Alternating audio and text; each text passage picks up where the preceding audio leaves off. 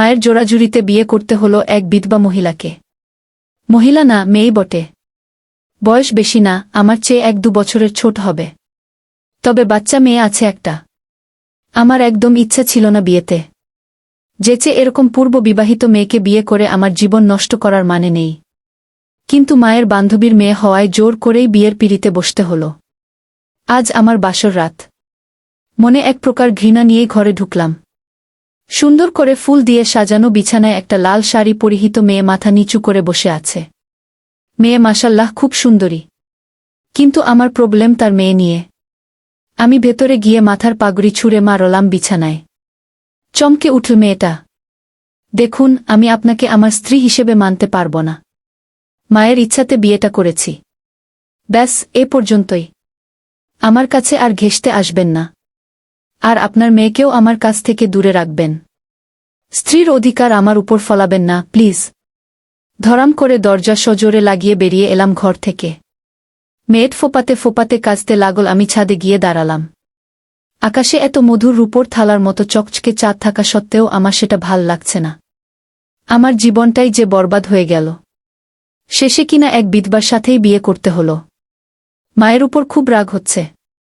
কিছুক্ষণ দাঁড়িয়ে ঠান্ডা বাতাসে মন ফুরফুরে করে আরেক রুমে গিয়ে ঘুমিয়ে পড়লাম।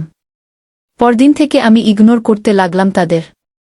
মেয়েটা মাথা নিচু করে কাজের লোকের মতো বাড়ির সব কাজ করে, কিন্তু আমি সারাদিন বাইরে বাইরে থাকি।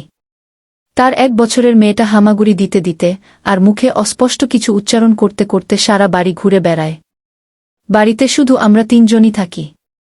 সারাদিন কাজ শেষে যখন বাড়ি ফিরি, তখন দেখি বাচ্চা মেয়েটা হামাগুড়ি দিতে দিতে আমার সামনে আসে।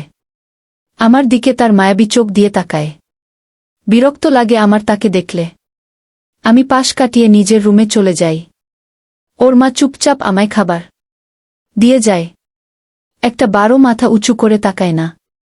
আমিও কিছু না বলে চুপচাপ খেয়ে নেই আর নিজের কাজ নিজে করে যাই। ওরা আলাদা রুমে ঘুমায় আর আমি আলাদা রুমে ঘুমাই।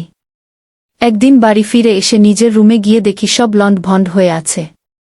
নিশ্চয়ই ওই বাচ্চা মেয়েটা করেছে এরকম। আমি চটে গেলাম। আমার মাথায় রক্ত উঠে গেল। আমি রাগে ফোঁসাতে ফোঁসাতে চিৎকার দিয়ে উঠলাম, আয়েশা! আমার বিধবা বুটা দৌড়াতে দৌড়াতে আসল রুমে।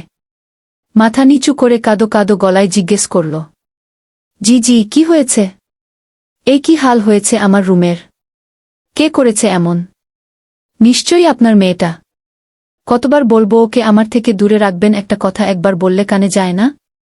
আয়েশা কাঁদতে কাঁদতে আমার পায়ে পড়ে গেল। এই কি করছেন? প্লিজ প্লিজ ওকে ক্ষমা করে দিন। অনেক বড় ভুল হয়ে গেছে। আর কোনোদিন হবে না, প্লিজ। আয়েশার অশ্রুজল টপ টপ করে আমার পায়ে পড়ছে। যতসব আদিক্ষেতা! আমি ঘর থেকে বেরিয়ে চলে গেলাম বাইরে।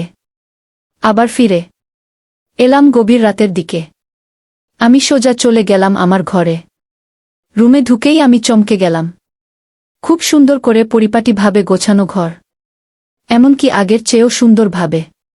সেটা দেখে আমার মনটা একটু ভালো হলো। ক্লান্ত শরীরটা এলিয়ে দিলাম বিছানায়। লাইট ফ্যান অফ করে শুয়ে পড়লাম। খুব ঠান্ডা পড়েছে। পিনপতন নীরবতার মাঝে হঠাৎ আমার কানে ভেসে আসল করুণ ফোঁপানির আওয়াজ। বুঝতে পারলাম আয়েশা পাশের রুমে ফুপিয়ে ফুপিয়ে কাঁদছে। আমি তোয়াক্কা না করে শুয়ে পড়লাম।